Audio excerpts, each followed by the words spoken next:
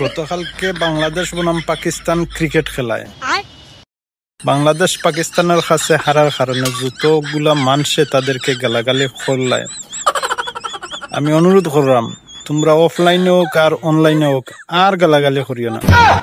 খুব কষ্ট বিষয়, নিজের কাছে খুব কষ্ট লাগছে ভাই। বাংলাদেশ যতদিন অন্য দেশের বিরুদ্ধে খেলাত গেছে অতদিন বাংলাদেশ আমার মুখ উজ্জ্বল করছে, আমার কোনো দিনও ঠকাইছে না, আমারে জিতাইয়া আনছে। সুতরাং তাদেরকে গালাগালি করবা এটা আমার কষ্ট লাগার কথা রে ভাই।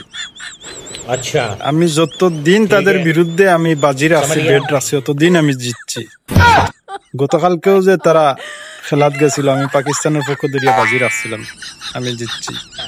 আর আজকে তারা গালাগালি করবা এটা আমার কষ্ট লাগার কথা না। অনুরোধ করলাম রে ভাই, তোমরা আর গালাগালি করিও না, এটা ঠিক না, এটা কষ্ট লাগে।